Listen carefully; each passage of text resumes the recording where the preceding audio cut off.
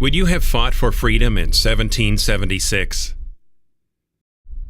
Would you have fought for freedom in 1812?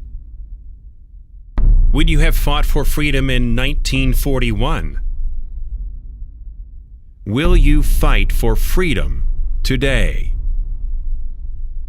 For centuries, brave American troops have fought to keep our country free in times of war. But as a result of recent military actions, a number of our soldiers are being held captive in their own country. Now more than ever, patriots are needed to fight for America, for our members of the military, for our future. A warning to those viewing the next few minutes of video.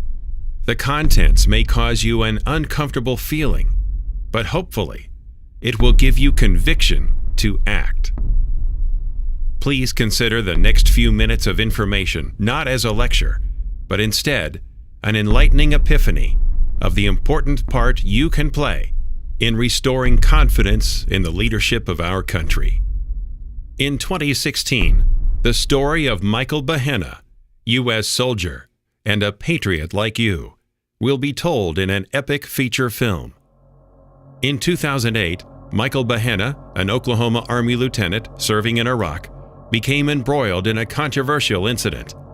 While on a mission, the lieutenant and his platoon, Mad Dog 5, were ambushed by insurgents using a roadside bomb. 2 of Behenna's men were killed, and several were wounded. Army intelligence identified Ali Mansour, a known al-Qaeda operative and member of the Al-Butoma police, as the man thought to be responsible for orchestrating the attack. Working off these intelligence reports, Behenna and his platoon went to arrest Mansour. The insurgent was held by the Army for a short time, but strangely, he was never questioned about the IED attack. Abu Mazen, the deputy governor of the province in charge of the Al-Butoma police, pressured military officials to release Mansour. Lieutenant Behenna, often praised for his skills in gathering intel, objected to the fruitless interrogations and Mansour's release. But he was not permitted to question Mansour and was ordered to return the insurgent to his village.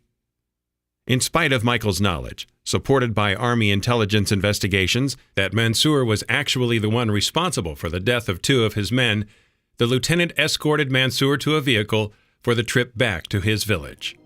You see, when sorting out intel from witnesses, informants, and double agents, discerning fact from fiction can be very difficult.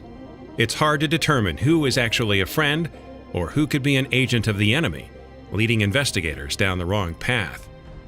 On the road back, Michael took one final chance to question him, to get the truth about the IED attack. He stopped at a railroad underpass a few hundred yards short of the drop-off checkpoint. Michael, his squad leader, and their interpreter removed Mansour from the vehicle and led him under the bridge for questioning. The inside of the tunnel was strewn with debris. Michael seated Mansour on a block of concrete, then drew his weapon, warning the insurgent of the consequences facing him if he didn't divulge the truth. Behenna's interpreter stood nearby smoking a cigarette. Michael, being marginally fluent in the Iraqi language, applied the standard pressure as he questioned Mansour, causing the prisoner to blurt out information which Michael did not understand. Michael turned and asked the interpreter what Mansour had said, and was told that Mansour stated that he would tell everything. But before Michael could turn back to the prisoner, Mansour hurled a large piece of concrete that smashed against the wall near Michael's head. As the lieutenant spun around to face Mansour, the prisoner was on his feet and trying to take Michael's sidearm. A struggle ensued, and Behenna fired 2 shots, killing Mansour. Lieutenant Behenna was charged with murder for the incident and stood trial. The judge determined that Michael lost his right to self-defense as legal justification for killing Mansour, even though a forensic expert, Dr. Herbert MacDonnell, who had been brought in by the prosecution but was never allowed to testify, stated that the forensic evidence supported Michael's version of the events, that Mansour was actually shot while lunging for Michael's gun. Being denied his right to self-defense even though he was in a combat zone, and the presentation of the forensic proof that would clear him, Michael was found guilty of unpremeditated murder and sentenced to 25 years in Fort Leavenworth Prison. Michael, a loyal patriot and fighter for freedom, was treated like an enemy of the country. This injustice is evidence that none of us are safe from government persecution in order to achieve political agendas. Michael is not alone.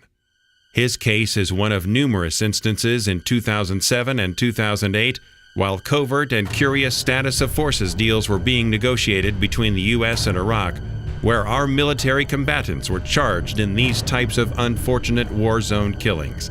And several of those men are still serving time in the military prison at Fort Leavenworth. Each of them are fighters for freedom. None of them have prior criminal records.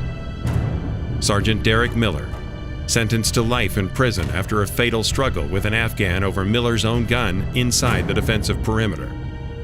First Lieutenant Clint Lawrence, serving 20 years for ordering his men to shoot at 3 Afghans approaching their checkpoint in Taliban territory. Master Sergeant John Hatley, serving 40 years for the murder of 4 detainees in Iraq. However, their bodies were never found, and they were never reported missing. Private First Class Corey Claggett, serving 18 years for following orders to kill al-Qaeda operatives. While his commander was spared indictment, Claggett was inhumanely abused before he was even convicted, and to date has spent 4 years in solitary confinement while the Army refuses to say why. These are just a few of the dozen or more travesties of justice our fighting men are forced to endure, all in the name of political appeasement. Our mission is to shine a spotlight on their cases and see that these brave men are granted clemency or parole and allowed to go home to their families. To bring this miscarriage of justice to light, a feature-length movie for theatrical release based on these true incidents is now in development.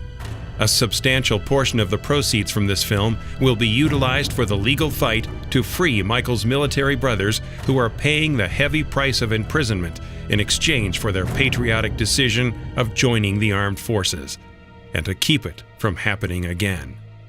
Politicians are using every branch of the military for agendas to justify their own political goals, which would in many cases never be supported by the American people. And our fighting men and women are paying the price. Americans should not be punished like criminals for situations that occur as they put themselves in harm's way while serving to defend our country, or in other dangerous positions, such as border agents and law enforcement, which are required to keep America safe. To incarcerate these heroes for following orders or making split-second decisions in a combat environment is a disgrace. The freedoms of these men have been sacrificed for political objectives. They are merely pawns in a politically charged international game of chess. In stark contrast, our government has released thousands of enemy fighters who have killed Americans, even stooping to the level of releasing terrorists from Guantanamo Bay, Cuba, so they can go back onto the battlefield to kill our sons and daughters who are the defenders of the nation. Our fighters are condemned to prison. Their fighters are set free. America's all-volunteer military could soon find itself short on enlistees if we as citizens don't come forward and initiate changes in the manner in which our government uses its troops, then fails to stand behind them. You and I are the stewards of America's legacy. The responsibility is on our shoulders. What are you and I going to do to ensure that our government stands behind our military instead of prosecuting them? We search for the truth. We seek justice. The courts require it. The victims cry for it. And God demands it.